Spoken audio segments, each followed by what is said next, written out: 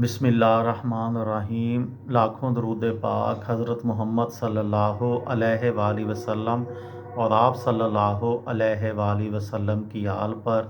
अस्सलामु अलैकुम। मेरा नाम इफ्तिखार अहमद है और आप मेरा यूट्यूब चैनल नॉलेज देख रहे हैं। खाना काबा शरीफ के मुतल्लक़ कल एक वीडियो बनाई थी।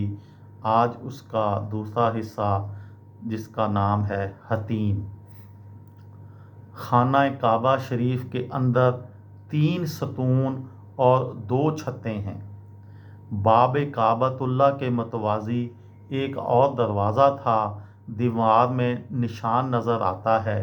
यहाँ नबी पाक सल्लल्लाहु अलैहि वसल्लम नमाज अदा किया करते थे। काबतुल्लाह के अंदर रुकने अराकी के पास बाब तौबा है, जो अलमुनियम की 50 सीढ़ियाँ हैं जो काबतुल्लाह की छत तक जाती हैं। छत पर 1.25 मीटर का शीशे का एक हिस्सा है जो कुदरती रोशनी अंदर पहुंचाता है। काबतुल्लाह शरीफ के अंदर संगे मरमर के पत्थरों से तामीर हुई है और कीमती पर्दे लटके हुए हैं, जबकि कदीम हदायत पर मबनी एक संदूक भी अंदर रखा हुआ है। काबतुल्लाह की मौजूदा इमारत की आखिरी बार 1996 में तामीर की गई थी और उसकी बुनियादों को नए सिरे से भरा गया था। काबतुल्लाह शरीफ की सतह मत्ताफ से तकरीबन 2 मीटर बुलंद है, जबकि ये इमारत 14 मीटर ऊंची है।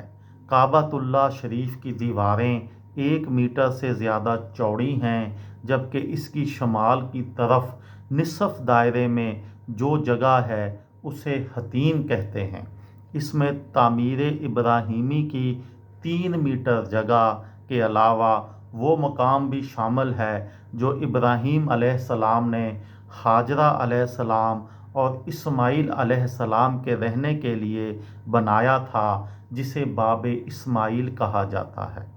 हतीम, जिसे हजरे इस्माइली भी कहा जाता है, खाना काबा के शमाल की सिमत एक दीवार है जिसके बाहर से तवाफ़ किया जाता है।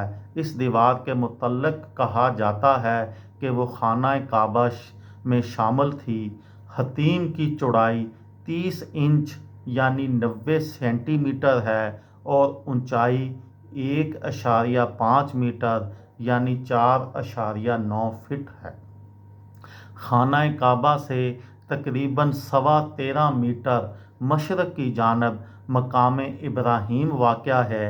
ये वो पत्थर है जो बैतुल्लाह शरीफ की तामीर के वक्त इब्राहीम अलैहिस्सलाम अपने कद से ऊंची दीवार कायम करने के लिए इस्तेमाल किया करते थे, ताकि वो उस पर ऊंचे होकर दीवार तामीर करें।